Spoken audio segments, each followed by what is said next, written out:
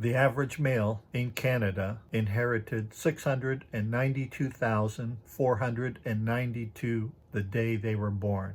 The average female, 712,660. Now, before you get all excited wondering where your inheritance of close to $750,000 is, be aware that these numbers represent the number of hours in the normal life expectancy of men and women born in Canada in the year 2021. In this video, I want to focus on this inheritance because these hours are the most precious asset that we will ever have, and that is our time here on Earth. These hours are so valuable because no one can generate more time for themselves. Once an hour has gone by, it is gone forever. We can never get it back. None of us can go back and reclaim the time that has already gone by. The clock of life keeps relentlessly ticking. Tick-tock, tick-tock.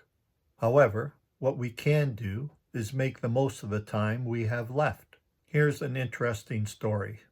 Whenever I get the opportunity to do so, I will ask high net worth individuals this question.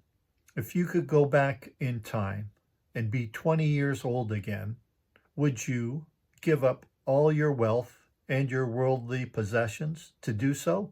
And every single person that I have asked this question to have said yes. That's how valuable the hours are that we have left on this earth. So, keeping that in mind, I want to expand on the principle of compounding from one of my previous videos. To recap, the keys to compounding are: 1. The amount of money you have to invest. 2. The rates at which you can compound that money. And 3. The amount of time that you have available for the compounding, which is why the number of hours left in your life is critical. By leveraging the principle of compounding, it becomes possible to accumulate multiple millions of dollars while still having ample time to enjoy it. To benefit from compounding, you must push yourself to use your time more effectively and efficiently. The key is to make a million work wise, do wise work. You can drastically reduce your working hours if you make each hour more effective. Consider the times you've had in your life where you've had to leave town for a trip, whether for vacation or business. Before the trip, you became very effective, making long lists of tasks that needed to be completed before you had to leave. In your time crunch, you got everything done. By the time you were ready to leave, your desk had probably never been so neat and tidy. Work is like gas. It will expand to fill as much space as you allow it. And just as gas disperses to fill a room, it can also be compressed into a very small cylinder. If you dedicate your entire day to work, it will take up every minute. However, if you push or pace yourself, that same amount of work can be completed in the time that you allocate to it. Here is my advice for time management. Now, we all share the same amount of time, 24 hours in a day. How we choose to use that time, productively or otherwise, is entirely up to us. To help you manage your time effectively, I'd like to share a time management system that has proven incredibly productive for me, consisting of 3 main parts. First, establish your priorities. Prioritize everything. Each evening, I create a list of tasks that need to be completed for the following day. Evening is when I find the next day priorities are clearest in my mind, whether it's calling a prospect, arranging a meeting, or going to view a property. Write it down. You can categorize your list into 3 sections. Section 1, tasks that are absolutely essential to be completed. I put the letter A and then circle that A and put it beside those tasks.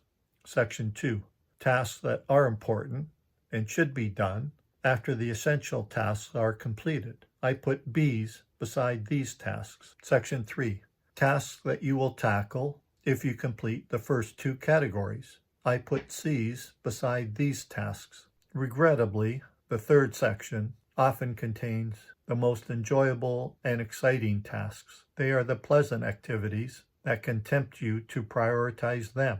Don't let them. Ensure that these items are genuinely the last things you do. This approach not only guarantees that you accomplish the most critical tasks, but it also motivates you to complete them efficiently so that you can move on to the fun tasks. And remember, my A's are not exclusively financial or work-related.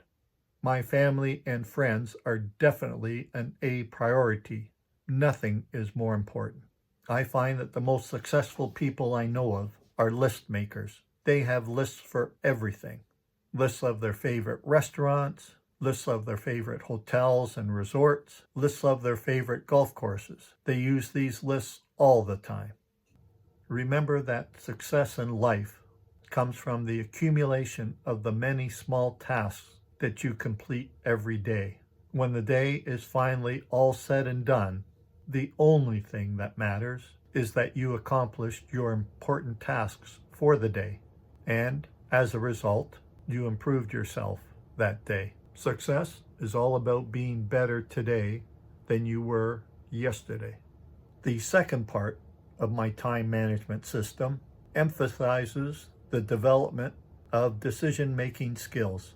Many procrastinators struggle with making decisions, but they are not alone. There are countless individuals who, while not fitting the procrastinator label, still find decision-making challenging. The famous philosopher Cicero once said, "More is lost by indecision than wrong decision."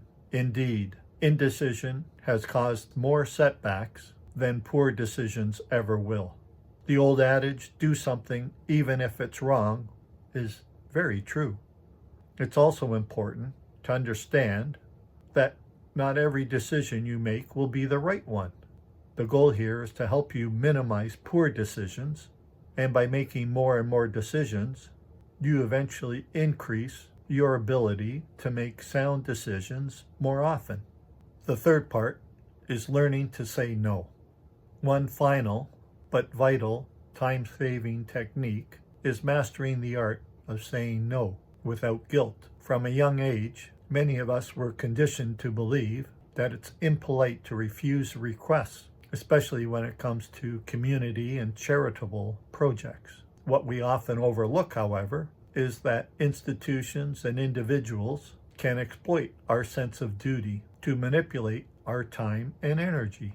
To say no without feeling guilty, try to envision yourself with a finite amount of time left. For instance, if you only had 8 months to live, would you be doing some of the activities that you do now? Would you take on assignments from organizations that don't ignite your passion? Remember, you're here on Earth to live your dreams, not someone else's. Keep reminding yourself of this. With this mindset, it becomes easier to reject those requests that divert you from your own goals. Remember, the objectives you set for yourself are crucial, and by staying focused on them, you benefit not just yourself, but also your family and loved ones. Always evaluate the relevance of your activities. Consider their direction and the time that they consume. Doing so will help you say no without hesitation. Again, live your dreams, not someone else's. You need to constantly tell yourself this. If you know what you want, go after it. Don't let other people sidetrack you with things that don't matter to you. In the end, life is pretty simple. You either achieve your goals or you don't. Follow this time management system to put you in the best spot to accomplish your goals. You only have one life to live. Make it count.